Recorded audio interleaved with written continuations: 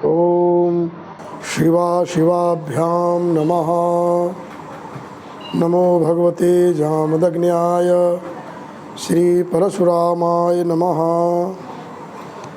आज एक बहुत ही महत्वपूर्ण प्रश्न का मैं समाधान कर रहा हूँ। एक प्रश्न आया है, ये इसमें लिखा हुआ है कमेंट में कि मैं सुधांशु तिवारी संपूर्णानंद संस्कृत विश्वविद्यालय से। गुरुदेव, आज संस्कृत सनातन धर्म के अनुयायी जगतगुरु श्री रामभद्राचार्य और जगतगुरु श्री विद्या भास्कर जी, निग्रहाचार्य जी, इन विद्वानों के बीच विवाद छिड़ा हुआ है। जगतगुरु विद्या भास्कर जी, आचार्य निग्रहाचार्य जी, जगतगुरु रामभद्राचार्य जी के कुछ ऐसे वाक्यों को लेकर जो वीडियो देखने सुनने को मिल रहे हैं, देव शांति नहीं देव क्रांति होगा, इस तरह के शब्दों को लेकर और कई बातों पर विवाद छिड़े हुए हैं। हम लोगों को आपसे समुचित उत्तर चाहिए गुरुदेव, क्योंकि आपके द्वारा ऐसे कई प्रश्नों का और कई भ्रांतियों का निराकरण हो चुका है। पूज्य गुरुदेव, ऐसा प्रश्न आया है, ये बहुत ही महत्वपूर्ण प्रश्न है। जैसा कि आज ये स्थिति आ गई है, स्थिति ये आ गई है कि कोई कहता है कि अमुक व्यक्ति शास्त्रों की शव यात्रा निकाल रहा है। शव यात्रा का मतलब ये होता है कि शास्त्रों को नष्ट कर रहा है, तो शव यात्रा हो गई। लेकिन वो व्यक्ति कहता मैं शिव यात्रा निकाल रहा हूँ, तो वास्तविक शव यात्रा शिव यात्रा कौन निकाल रहा है, क्या इसमें रहस्य है? तो मैं बताना चाहता हूँ। जैसे अभी जो प्रश्न आ गया, इसलिए मैं प्रश्न का उत्तर देना चाहता हूँ। तो जगतगुरु श्री रामभद्राचार्य जी के द्वारा जो कहा गया है, उत्तरकांड वाल्मीकि रामायण का उत्तरकांड प्रक्षिप्त है, ऐसा उन्होंने कहा। पूरा कांड ही प्रक्षिप्त कर दिया।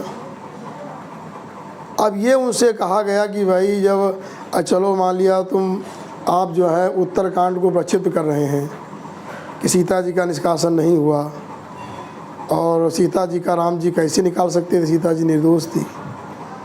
तो बालकांड में लिखा हुआ है, बालकांड तो मानते हो, बालकांड में लिखा हुआ है कि षट कांडानि तथोत्तरम, 6 कांड और उत्तरकांड। इसे कहा गया है कि ब्राह्मण वशिष्ठ न्याय बताया गया। इसे कहा गया कि सभी ब्राह्मण आ गए हैं और श्री वशिष्ठ जी भी आ गए हैं।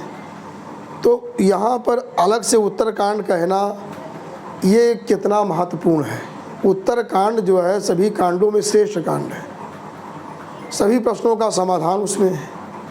उस कांड को कह रहे हैं कि ये कांड जो है प्रक्षिप्त है, तो फिर बालकांड भी प्रक्षिप्त हो गया। बालकांड में जब लिखा हुआ है, बालकांड में षट कांडन तथा उत्तरम, 6 कांड और उत्तरकांड, तो कहते हैं कि ये भी प्रक्षिप्त है। इस तरह इसी को कहते हैं शव यात्रा। शव यात्रा यही है कि सब धर्म शास्त्रों का खंडन कर दो। कहते हैं लोग देवी भागवत में लिखा हुआ है सीता जी का निष्कासन, कहते हैं वो भागवत है नहीं, उसका भी खंडन, उसका सीधे खंडन पूरा हो गया। इसी को कहते हैं शव यात्रा, कि शास्त्रों की शव यात्रा जो चल रही है। पद्म पुराण में भी चर्चा आई है, कहीं वो भी सब सारे ग्रंथ सब प्रक्षिप्त। तो ये बातें जैसे कहा गया, अब मानस में भी आया है कि सिय निंदक अघो घन साये, लोक विशोक बनाई बसाए। श्री रामचरित मानस में भी कहा गया है कि सिय निंदक अघो घन साये, भगवान ने जो सीता जी की जो निंदा किए थे, उनके पापों को नाश करके और उनके लिए शोक रहित लोगों को बनाया, वहाँ भेज दिया। तो कहते ये भी प्रक्षिप्त है। इस प्रकार से भागवत में इसकी चर्चा आती है। भागवत में चर्चा आती है कि श्रीमद् भागवत में कि एक धोबी ने अपनी पत्नी से कहा कि मैं राम नहीं हूँ, जो तुम्हें मैं अपना लूँगा। धोबी की पत्नी कहीं गई, रात में वापस नहीं आई, रुक गई, प्रातः दूसरे दिन आई तो उस धोबी ने वापस कर दिया, कहा मैं तुम्हें अपनी पत्नी नहीं बना सकता, मैं राम नहीं हूँ कि जो 1 वर्ष तक लंकापुरी में रही, जो प्रसिद्ध दुष्ट राक्षस था, जो कितना बड़ा बलात्कारी था, न जाने कितनी स्त्रियों का बलात्कार किया था। ऐसे बलात्कारी जो है रावण के यहाँ जो रही है उसको कैसे पवित्र मान ले। ये चर्चाएं हुई, उसके द्वारा धीरे धीरे बढ़ती गई। सब जगह बहुमुखात मैंने बहुत लोगों के सामने ये बातें आने लगी। एवं बहुविधा वाचो वदंती पूर्वासिनः, तो पूर्वासी सब ये बात कहने लगे। तो इस प्रकार से बताया गया है कि भागवत में भी इसकी चर्चा आई, सीता जी के निष्कासन की। कहते वो भी श्लोक प्रक्षिप्त है।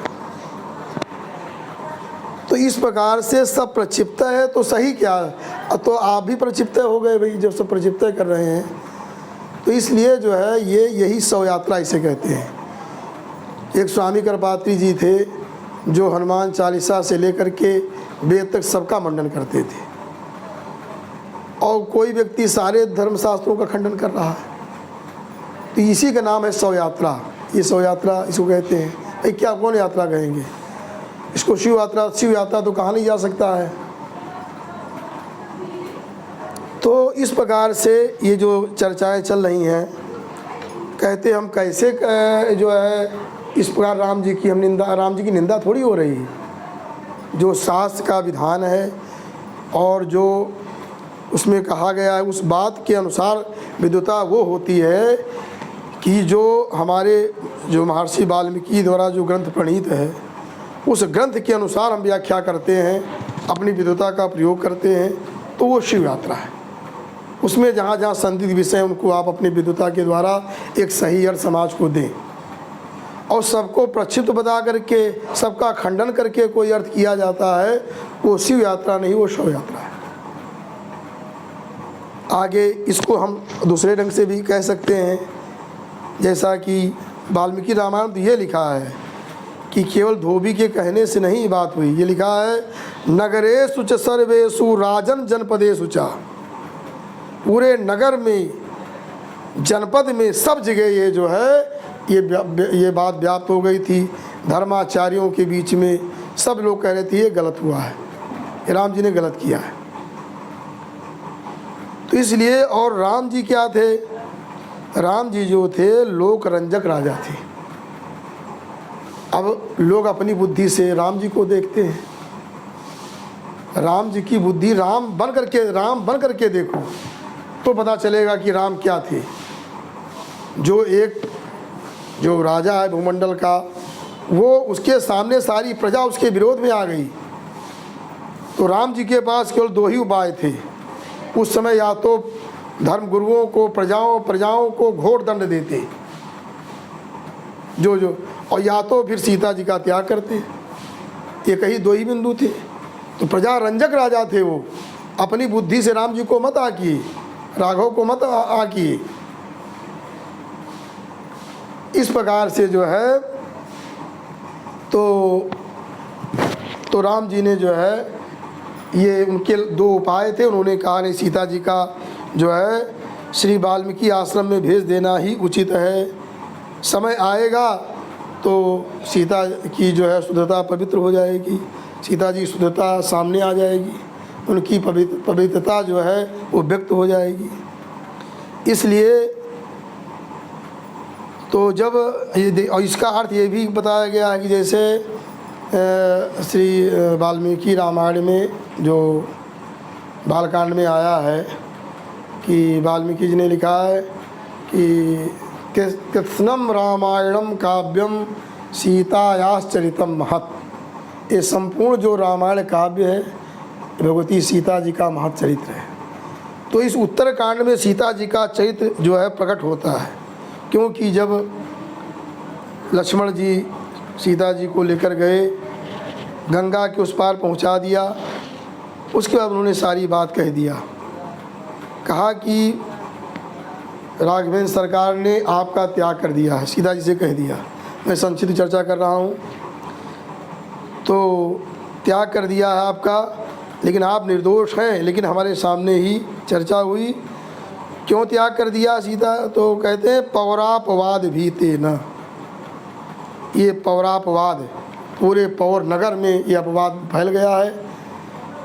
सीता जी जो है दोषयुक्त है, इतने अत्याचारी रावण के हाथ जो इतने दिन रही हो कैसे पवित्र माना जाए? इसलिए जो है उन्होंने लोकापवाद भय से आपका त्याग कर दिया है। और इसलिए तुम्हें भी यहीं रहना होगा। ये गंगा जी के तट पर ये तपोवन है, यहाँ ब्रह्मर्षि लोग निवास करते हैं। ये पुण्य है, रमणीय है। माँ विषादम कृथा शुभे, लक्ष्मण जी ने कहा हे शुभे, शुभाचरण करने वाली, शुभ रूप, आप यहीं पर निवास करें और माँ विषाद माने दुख मत करें। यहाँ सब सुखी सुख है, सुख से रहो। क्योंकि किराज्ञो दशरथस्यैव पितुर्मे मुनिपुंगवः सखा परम को विप्रो वाल्मीकि सुमहायशाः। क्योंकि ये जो वाल्मीकि जी हैं सुमहायशाः, महान यशस्वी हैं, और ये परम मित्र है हमारा दशरथ जी के, सखा है परम को सखा, ये दशरथ जी के परम सखा हैं। अपने पिताजी जो महाराज दशरथ जी उनके जो है परम सखा है ये मुनिश्रेष्ठ, इसलिए यहाँ पर उनकी पादछाया में रहो। वाल्मीकि जी की पादछाया में सुख मत्स्य महात्मा, यहाँ सुखी सुख है। इसलिए तुम उपवास करके और यहाँ पर, क्योंकि उसमें भगवती सीता जी गर्भवती थी। तो उस समय भगवती सीता जी ने कहा है, क्या सीता जी का चरित्र यहाँ निखरता है, क्या भारतीय नारी का चरित्र होता है। उन्होंने कहा कि सुश्रूणाम अविशेषेण प्रांजलि प्रग्रहेण चा शिरसा वंद्य चरणौ कुशलम ब्रूहि पार्थिवम। ये भगवती सीता कहती, ये नहीं, सीता जी ने कुछ नहीं कहा। कहा कि अविशेषेण, सभी हमारी जो सासें हैं, सासों को हाथ जोड़कर मेरा प्रणाम कहिएगा और कुशल पूछिएगा, और राजा भगवान राघवेंद्र सरकार से को मेरा प्रणाम कहिएगा, उनसे कुशल पूछिएगा। अगर मुझे पहले पता चल जाता कि हमारे पति पर एक कलंक लग रहा है, ये भगवती का सीता जी का चरित्र, उस चरित्र को कहा जा रहा है प्रक्षिप्त है। जो भगवती सीता का इतना बड़ा दिव्य चरित्र है, उस चरित्र को प्रक्षिप्त बताया जा रहा है।